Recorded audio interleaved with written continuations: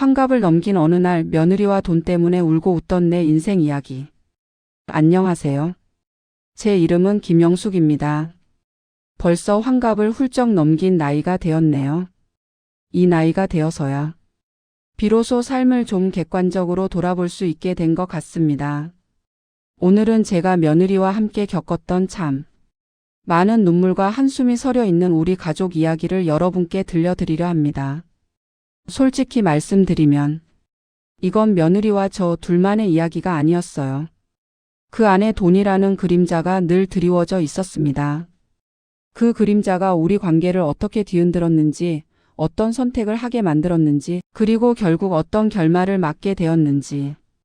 여러분도 혹시 저와 비슷한 경험이 있으실까요? 제 이야기가 어쩌면 여러분 마음에 작은 위로나 공감이 될 수 있다면 좋겠습니다. 40여 년 세월 속 며느리와 돈 때문에 울고 웃었던 제 인생 사연. 지금부터 시작해 볼게요. 제 아들 우리 준호가 혜진이를 처음 데려왔을 때가 생각나네요. 참 예쁘고 야무져 보였어요. 웃는 얼굴이 시원시원하고 인사성도 밝고요. 아, 드디어 우리 아들이 좋은 짝을 만났구나 싶어 얼마나 기뻤는지 몰라요. 그때는 그저 아들 장가 보내는 기쁨에만 젖어 있었죠.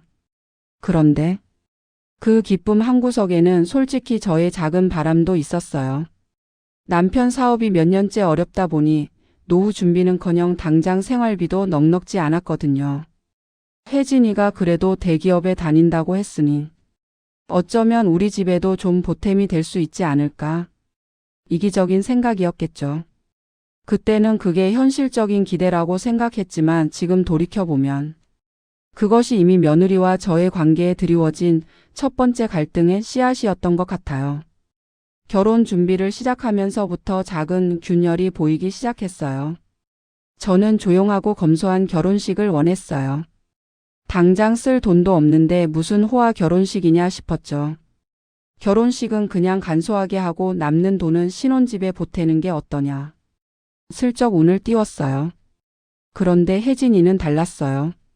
엄마, 저도 일생에 한 번뿐인 결혼식인데 웨딩드레스도 예쁜 걸로 입고 싶고 사진도 멋지게 남기고 싶어요. 눈을 반짝이는 거예요. 당연한 바람이었겠죠. 하지만 저의 마음은 답답했어요. 내가 돈이 많으면 그럴 수 있지만 지금 우리 집 형편은. 이 말이 목구멍까지 차올랐지만 차마 뱉을 수 없었죠. 결국 아들이 대출을 받아 결혼 자금을 마련했고 그 빚은 고스란히 신혼부부에게 돌아갔어요. 그때부터 저는 혜진이에게 경제적인 부담이라는 렌즈를 끼고 보게 된 것 같아요. 모든 것이 다 혜진이 때문인 것 같고 괜히 심술이 나기도 했죠. 신혼 초 혜진이와 준호는 전세 아파트에 살았어요. 저는 가끔 반찬을 해서 가져다 주곤 했는데 그때마다 혜진이의 소비 습관이 눈에 띄었어요. 유명 브랜드 커피를 마시고 주말마다 외식을 하고 옷도 예쁜 걸로 잘 사 입고요. 물론 버는 돈으로 본인들이 쓰는 건데 제가 할 말은 없죠. 하지만 제가 어렵게 살았고 지금도 빠듯하게 사니 그런 모습들이 마냥 예쁘게만 보이지 않았어요. 혜진아, 혹시 가계부 같은 거 쓰니? 요즘 물가가 너무 올라서 돈 모으기 쉽지 않다. 얘야, 커피를 너무 자주 사 마시는 것 아니니? 집에서 타 마시는 게 훨씬 절약되는 건데. 이런 식으로 돌려서 말했지만 혜진이는 점점 불편한 기색을 내비쳤어요. 어머니, 제가 알아서 할게요. 저희가 번 돈인데 너무 신경 쓰지 마세요. 차가운 혜진이의 한마디에 저는 마치 내가 쓸데없는 참견을 한 것 같은 기분이 들었죠. 그렇게 며느리와 저 사이에는 돈 문제에 대한 미묘한 신경전이 시작되었어요. 제 기준에서는 절약과 미래를 위한 조언이었지만 며느리에게는 간섭이자 불필요한 참견이었던 거죠. 이 시기에 이미 우리 둘은 서로 다른 경제적 가치관과 삶의 방식을 가지고 있었고 이는 앞으로 더 큰 갈등의 불씨가 될 줄은 그때는 미처 몰랐어요. 결혼 2년 차. 설상가상으로 남편의 사업이 급격히 기울기 시작했어요. 거래처 부도와 연이은 악재로 회사는 존폐 위기에 놓였고 퇴직금은 이미 몇 년 전 주식 투자로 날려버린 터라 저희 노후는 그야말로 막막해졌죠. 그동안 아들에게는 이런 속사정을 최대한 숨기려 했어요. 저라도 떳떳하게 버텨야 한다고 생각했으니까요. 하지만 대출금 독촉과 카드값 연체로 더 이상 버틸 수 없는 지경에 이르렀을 때 저는 아들과 며느리에게 솔직하게 털어놓을 수밖에 없었어요. 준호야, 혜진아. 아빠 회사가 정말 많이 어려워졌다. 이제 우리 둘이 벌어서는 감당이 안 될 것 같아. 그 말을 꺼내는 순간 제 자존심은 산산조각 나는 것 같았어요. 아들 내외는 충격을 받은 듯 했습니다. 특히 혜진이의 표정은 어두워졌어요. 저도 물론 미안하고 괴로웠지만 당장 눈앞의 문제를 해결해야 했기에 용기를 내어 한 가지 제안을 했어요. 얘들아, 사실 지금 우리 살고 있는 아파트를 처분해야 할 상황이다. 혹시 너희가 당장 들어갈 전세금을 좀 보태줄 수 있을까? 아니면 우리 넷이 잠시 함께 사는 건 어떠니? 제안을 하면서도 가슴이 두근거렸어요. 며느리가 어떻게 반응할지 두려웠죠. 아들은 난처한 표정으로 혜진이의 눈치를 봤습니다. 혜진이는 한참을 망설이다 결국 고개를 끄덕였어요.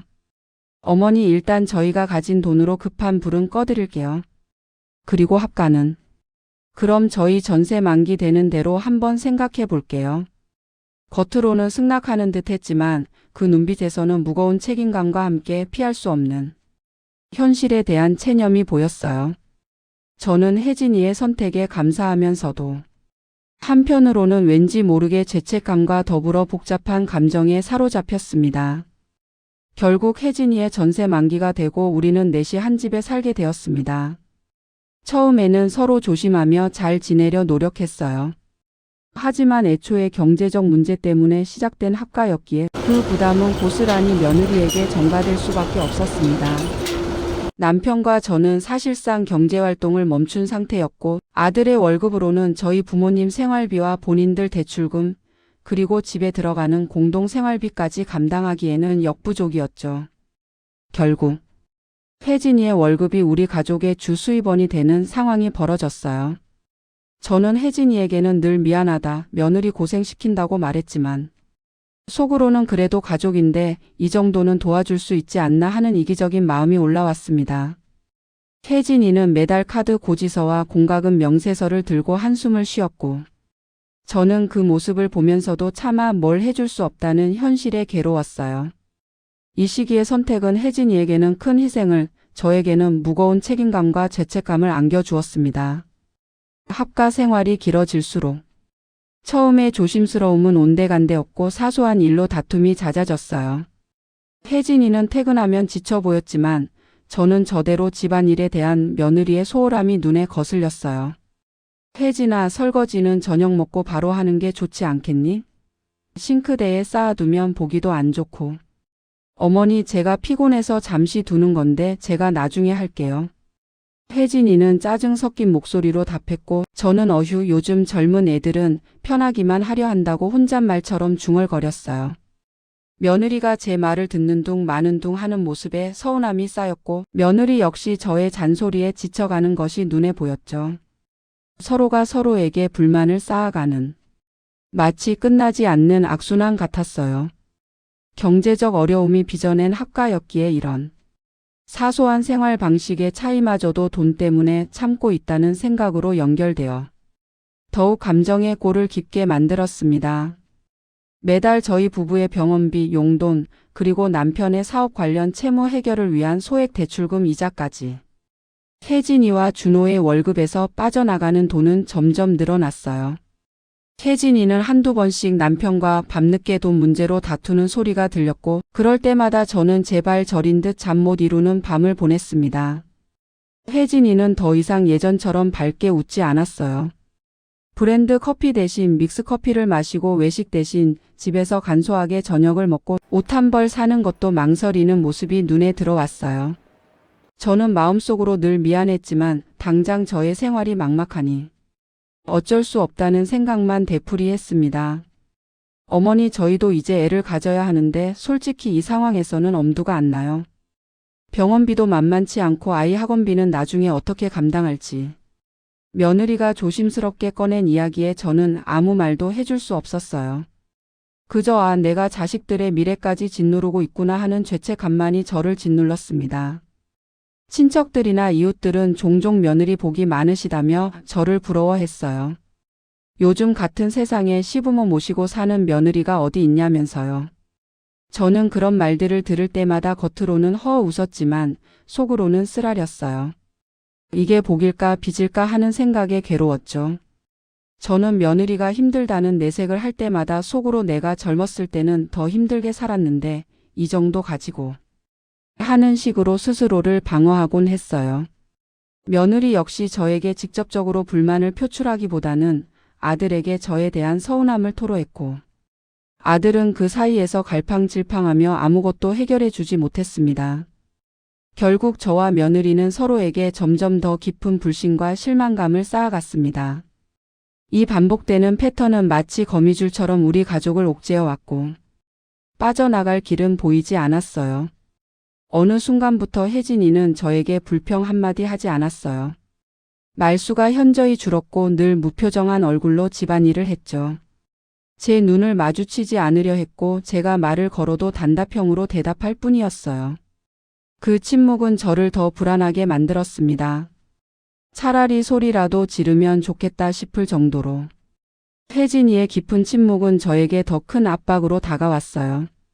저는 혜진이의 표정과 행동 하나하나에 의미를 부여하며 나를 싫어하는구나, 내가 짐이라고 생각하는구나 하는 생각에 시달렸습니다. 잠을 이루지 못하고 뒤척이며 괜히 혜진이가 저에게 해코지라도 할까봐 두려움에 떨기도 했어요. 제가 자식에게 짐이 되었다는 사실 자체가 저를 무너뜨리는 것 같았습니다. 아들 준호는 그런 상황에서 아무런 역할을 해주지 못했습니다. 저에게는 엄마 좀 이해해줘. 혜진이도 힘들 거야 라고 말하고 혜진이에게는 여보 우리 엄마가 나이 들어서 그런 거니까 좀 참아줘라고 말하는 식이었죠. 그저 불난 집에 부채질하는 격이었습니다. 아들은 문제 해결에 적극적으로 나서기보다는 회피하고 방관하는 태도를 보였습니다. 저는 며느리의 차가운 시선과 아들의 무기력함 사이에서 완전히 고립된 기분을 느꼈어요. 나는 이제 기댈 곳이 아무데도 없구나. 이 집에서 나는 환영받지 못하는 존재가 되었구나. 서러움과 외로움이 저를 잠식했습니다. 며느리의 침묵과 아들의 방관은 저의 자존감을 바닥으로 떨어뜨렸고 저는 점점 더 예민하고 날카로운 사람이 되어갔습니다. 불안과 고립감 속에서 저는 자꾸만 과거를 후회하게 됐어요. 내가 왜 그때 그렇게 돈을 날렸을까? 내가 왜 노후 준비를 제대로 하지 못했을까? 내가 왜 며느리에게 그렇게 무리한 부탁을 했을까? 모든 것이 제 잘못인 것만 같아 자신을 끊임없이 책망했습니다. 혜진이와 저 사이의 감정의 골은 이미 너무 깊어져서 도저히 되돌릴 수 없을 것 같았고 우리의 미래는 암흑 그 자체로 느껴졌습니다.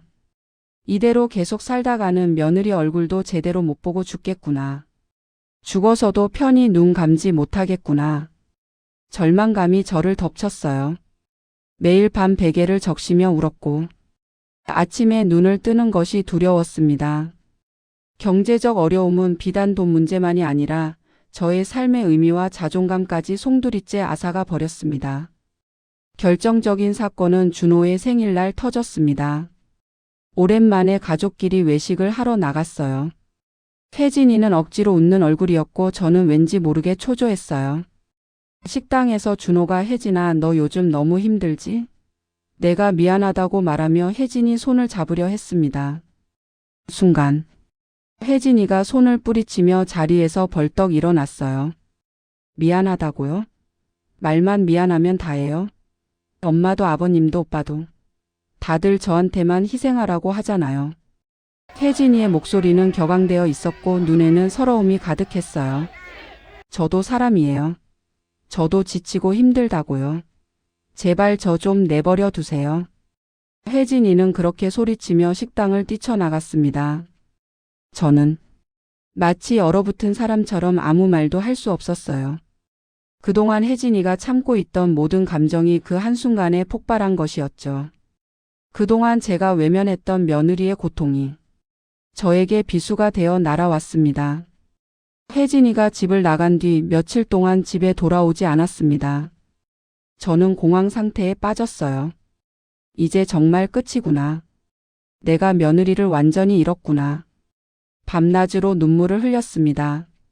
준호도 혜진이를 찾아다니며 애썼지만 혜진이는 연락이 닿지 않았어요. 그렇게 며칠이 지나 준호가 혜진이와 통화가 되었다며 저에게 어머니 혜진이가 어머니와 꼭 할 얘기가 있대요라고 전했습니다. 떨리는 마음으로 혜진이를 만났습니다. 혜진이는 많이 지쳐 보였지만 눈빛은 이전보다 훨씬 단호했어요. 혜진이는 그동안 자신에게 쌓여왔던 서운함, 경제적 부담감, 그리고 저의 간섭과 아들의 무관심까지 그 모든 것을 솔직하게 털어놓았습니다. 어머니, 저도 어머니께 좋은 며느리가 되고 싶었어요. 그런데 저도 버티기 힘들어요. 이렇게는 더 이상 못 살겠어요.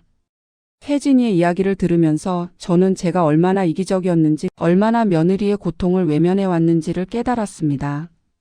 저는 하염없이 눈물을 흘리며 혜진이에게 진심으로 사죄했습니다.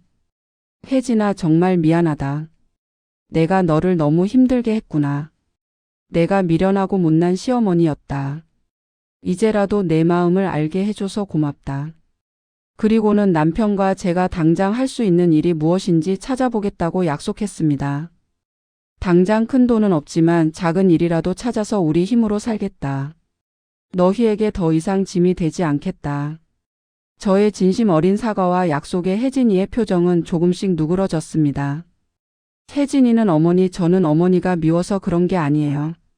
그냥 너무 힘들었을 뿐이에요. 저희 부부도 이제 저희 나름대로 살아보려 노력할게요 라고 말했습니다. 그 이후 많은 것이 달라졌습니다. 저는 남편과 함께 동네 식당에서 설거지 일과 홀서빙 일을 시작했습니다. 비록 큰 돈은 아니었지만 저희 힘으로 생활비를 벌고 혜진이와 준호에게 작은 용돈이라도 줄 수 있다는 사실이 저에게는 큰 위로와 희망이 되었어요. 혜진이도 다시 예전의 밝은 웃음을 되찾았고 저에게 먼저 다가와 말을 걸어주기 시작했습니다. 함께 장을 보고 같이 저녁을 준비하며 소소한 이야기들을 나누는 시간이 늘었습니다. 물론 여전히 경제적인 어려움이 완전히 해결된 것은 아니지만 더 이상 그 문제가 우리 가족 관계를 파괴하지는 않아요.